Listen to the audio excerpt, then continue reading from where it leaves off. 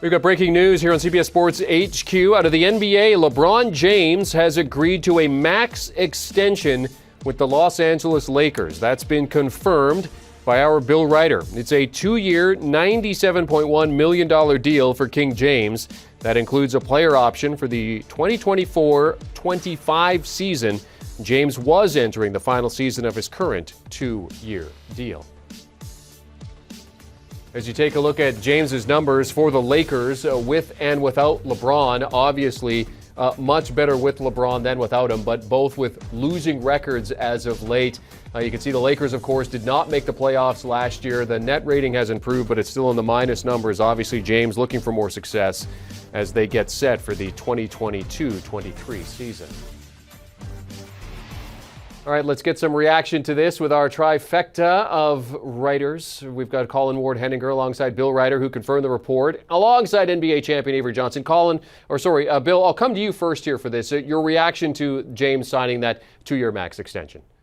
Yeah, I'll give you the reaction that I'm literally getting from text messages right now from some Lakers sources and some other folks from around the NBA. I guess my first reaction was the wrong one, guys. I was a little surprised, but Lakers officials right now are texting me that this was always the plan. This was expected. They knew this would happen. As has been reported, as we can confirm here, the 3rd year of that deal gives LeBron James the option to not be a Laker or to be a Laker. It's his choice, which just happens to be the year that Bronny, his son, is NBA draft eligible.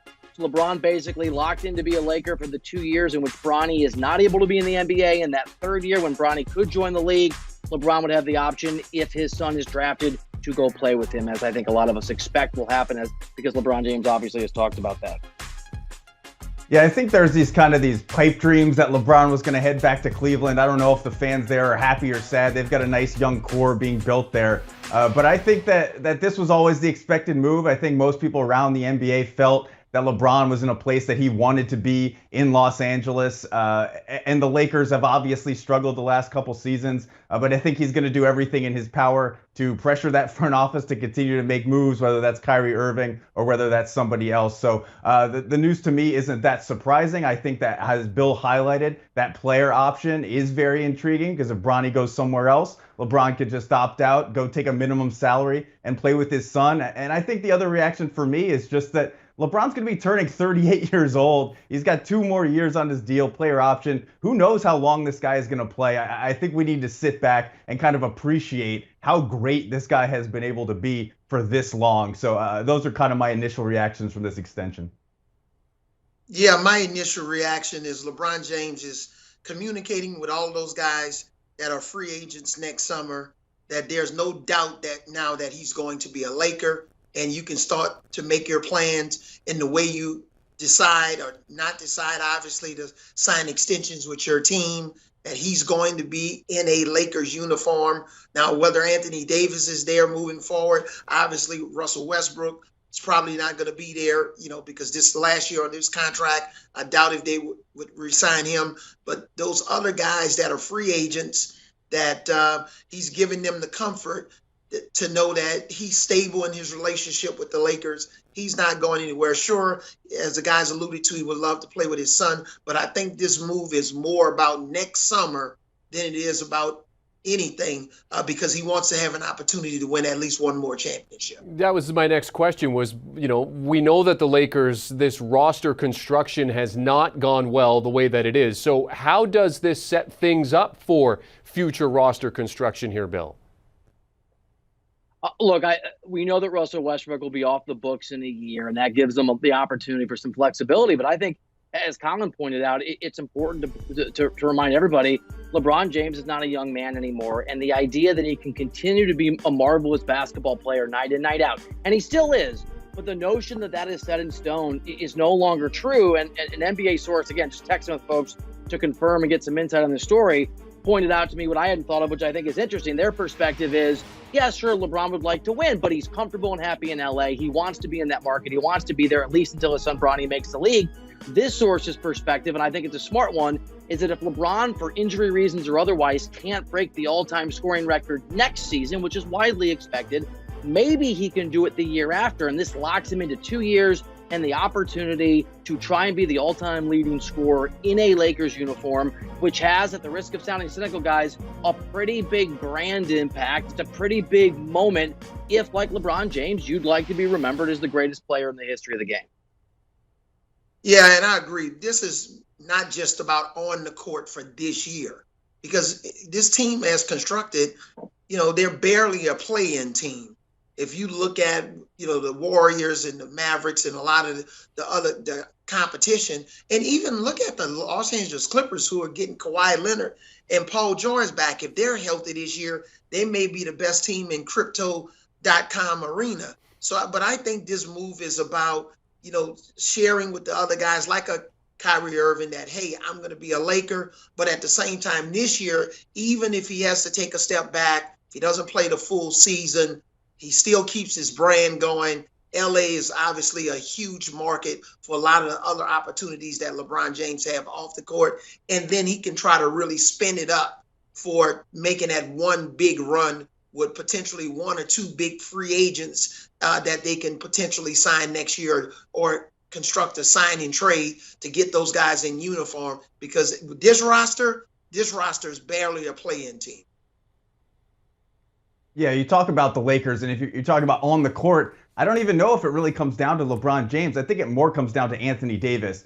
He obviously was not able to stay healthy, and everything on this Lakers roster is contingent on Anthony Davis being an MVP level type player. We certainly didn't see that last season, not just because of the injuries. Even when he was on the court, he wasn't quite at that level. So if the Lakers are going to be this draw, this team that free agents want to go to, that superstars who demand a trade want to go to, they're going to need a reason to go there. And I don't know if LeBron James, just given his age, is going to be that draw. So I think Anthony Davis needs to come out, have a tremendous MVP caliber season. And then in the next summer, the summer after that, that's when the free agents will start to say, hey, the Lakers might have a good thing going. If he's not able to do that, there are just so many other teams, as Coach mentioned, that are better draws for free agents. So I don't know. The Lakers' future is a little bit murky to me. The Lakers, of course, opening up the 2022-23 season against the champion Golden State Warriors. The Warriors are going to be presented their rings on that opening night. As we take a look at the opening night schedule, the times have been released. That will be the late game on TNT at 10 Eastern Time. Before that, it'll be 76ers and the Celtics at 7:30 Eastern Time. But gentlemen, sticking with LeBron and sticking with this Lakers team, I mean, this is the last 24 hours, the conversation surrounding LeBron has been about Bronny, about wanting to play with Bronny. He has said his final year in the league is going to be Bronny's first year. He's made it very, very known that he wants to play with his son.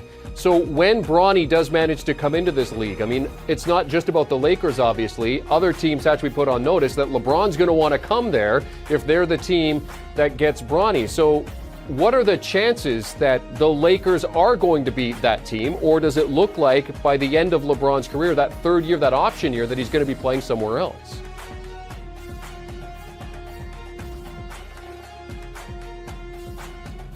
Colin, you can give me this one. All right. Yeah, sorry. Sorry. So for me, I think we have to step back and ask ourselves an important question. Is Bronny James an NBA player? I don't know if we know that right now. I mean, obviously, I think the idea is that a team is going to select him if it's kind of a package deal with LeBron. But as of this point in his career, he's not, a far and away, number one prospect. I think he's ranked maybe this number 7 shooting guard, according to 24/7 Sports, or something like that in his class. Obviously, a year in college or the G League could change that. But right now, I don't know if he's a consensus first-round pick. So I think if we're talking about where is LeBron James going to go and is he going to follow his son, we first need to ask ourselves, is Bronny James an NBA player? And is a team going to be willing to draft him, even if he's not necessarily an NBA player, just to get LeBron James to go with him? So I'm not sure what that team is, but I think it's important to look at Bronny James and all the pressure that's on him, really, and say, is he going to be an NBA caliber player that a team will select in order to get LeBron to come with him?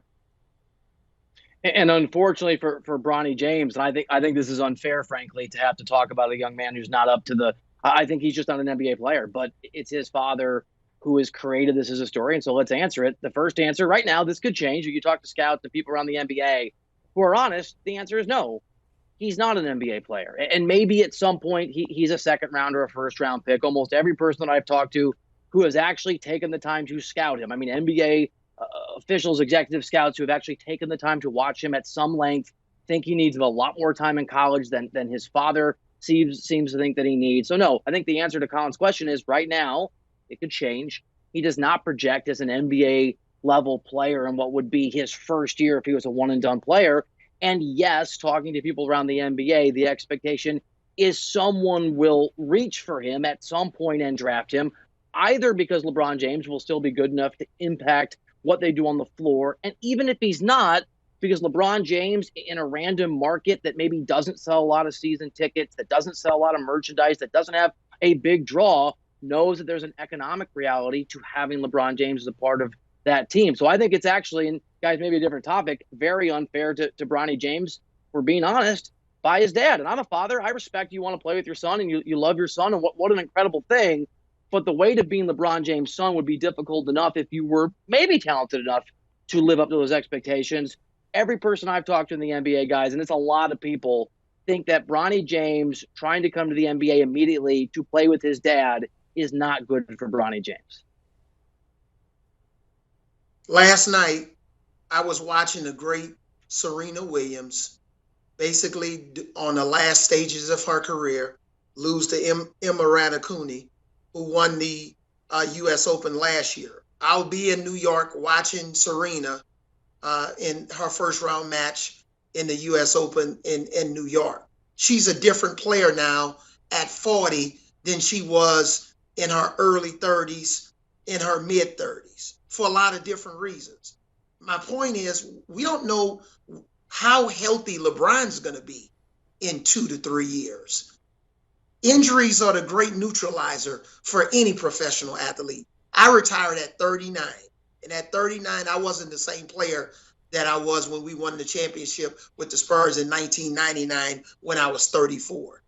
Things change quickly for athletes. So more than the Bronny conversation, I agree. I'm not sure if he's an NBA player at this stage, the way he's being projected forward by a lot of folks that do a really nice job of scouting high school and AAU players. But we got to also remember LeBron James is going to be 2 or 3 years older. We'll have to see where he is from a health standpoint and athleticism standpoint to figure out whether they're going to ever play on the court together. It's too many unknowns at this stage. And as you mentioned, it's a lot of pressure on Bronny James, but certainly LeBron is hoping that his son can come along quickly and join him in the NBA. Thank you very much, gentlemen. Bill writer Colin Ward-Henninger and the coach Avery Johnson discussing LeBron James' 2-year extension, the max extension with the Los Angeles Lakers with an option for a third year in that 2024-25 season.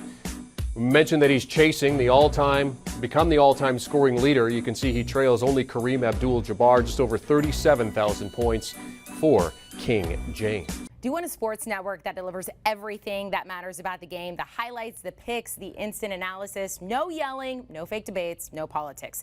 Hit the subscribe button and never miss a moment.